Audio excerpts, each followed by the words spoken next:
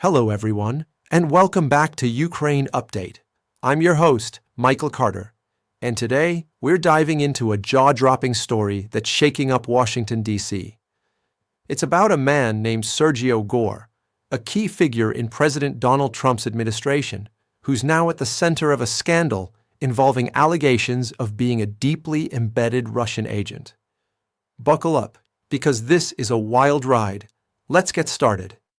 Last year, after winning the U.S. presidential election, Donald Trump appointed Sergio Gore as the Director of Personnel for the White House administration. Gore earned this high-profile role through his tireless work during Trump's campaign. He raised millions, reportedly at least $72 million for the campaign, wrote pro-Trump articles, and was a delegate at the Republican National Convention. His efforts made him a rising star in the Republican Party, and he became a frequent guest at Trump's Mar-a-Lago estate in Florida, rubbing shoulders with billionaire donors and influential GOP figures like Isaac Perlmutter and former Congressman Matt Gaetz. Gore's connections run deep. He even helped organize Gaetz's wedding, and he co-founded a publishing house, Winning Team Publishing, with Trump's son, Donald Trump Jr. These ties cemented his influence within Trump's inner circle. As Director of Personnel, Gore's job is critical. He oversees hiring for key White House roles, from technical staff to political appointees like ministers and advisors. He's also responsible for vetting candidates, ensuring their loyalty and granting access to sensitive information and restricted areas of the White House. But here's where things get murky. Despite his role in vetting others, Gore himself has reportedly never passed a standard background check. Every White House employee, even low-level staff, must complete a detailed form called Standard Form 86 or SF-86. This 100-plus page document asks about your past, including where you were born and any ties to foreign governments. Gore, however, has refused to fill it out, calling it a tool of the so-called deep state, used to target Trump supporters. This is unprecedented. Nobody, not even janitorial staff, skips this form. So why is Gore, the man tasked with enforcing these checks, exempt? Journalists, particularly from the New York Post, started digging. According to Gore's official biography, he was born in 1986 on the island of Malta and moved to the U.S. at age 12. Malta's a small EU nation, and its citizens don't typically raise red flags with U.S. authorities. But when reporters asked Maltese officials to confirm Gore's birth, they got a shocking response: no record of anyone named Sergio Gore being born there in 1986, or ever. Maltese authorities later clarified that Gore lived on the island for about 10 years, attending school there, but they couldn't confirm his birth. So where was he born? This discrepancy raised eyebrows, and Gore's reaction didn't help. When pressed about his origins, he volunteered, unprompted, that he wasn't born in Russia.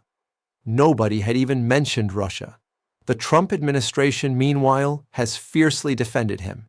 White House Press Secretary Caroline Leavitt called Gore a trusted advisor who's built the most talented administration in history. She dismissed the inquiries as smear campaigns by disgruntled former employees Gore rejected for jobs. Vice President J.D. Vance echoed this, praising Gore for ensuring only America First loyalists make it into the administration. But the plot thickens. Investigative journalists and cybersecurity experts kept digging into Gore's past. Before his White House role, Gore worked in the Senate, Congress, and as a producer for Fox News. He also fundraised for Republican candidates. Everywhere he went, he emphasized his Maltese heritage, dining at Maltese restaurants, and proudly calling Malta his homeland.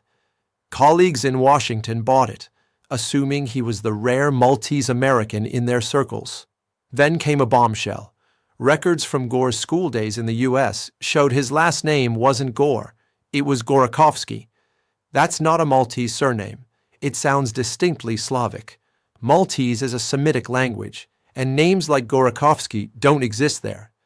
Why would a Maltese family adopt a more complex, non-Maltese name? And why did Gore, who arrived in the U.S. at 12, spend only 10 years in Malta if he left at that age? Where was he for the first 2 or 3 years of his life? Cybersecurity experts uncovered even more. Gore used the email sergio.gore@gmail.com to register a campaign website for former Republican Congressman Steve King. That same email, with a complex 12-digit password, was linked to other accounts on Russian platforms like Yandex, Rambler, and Mail.ru. These accounts had names like sgoryachev99 at rambler.ru and goryachev.sergey at yandex.ru. Publicly available data tied one of these emails to a Sergei Anatolievich Goryachev, born not in Malta in 1986, but in Saratov, Russia, on November 20th, 1980. That would make him 44 today, not 38 as Gore claims. Could this be a coincidence? Sure, but it's a stretch. The same unique password linking Gore's Gmail to Russian email accounts registered under the name Sergei Goryachev. That's hard to dismiss. Some speculate Gore's parents were Russian intelligence operatives who moved him to Malta as a young child, raising him as a Maltese citizen to establish a cover. At some point, he may have been activated to serve Russian interests. His trajectory, charming his way into the Republican Party, gaining Trump's trust, and now shaping White House staffing, fits the profile of a long-term illegal agent, a tactic Russia's intelligence services have used for decades. The implications are chilling. Gore has reportedly blocked qualified candidates, like former astronaut James Isaacson, whom Elon Musk wanted as NASA chief. Musk called Gore a snake over this.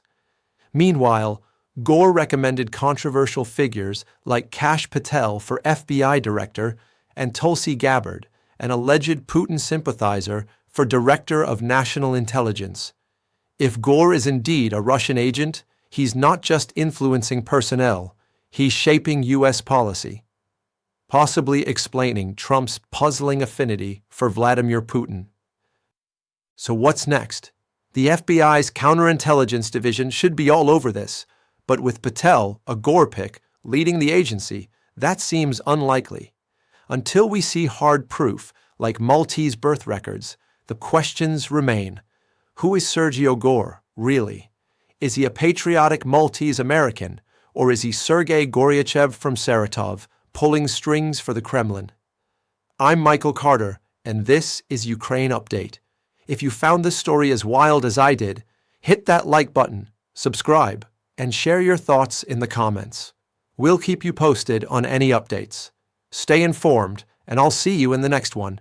Take care.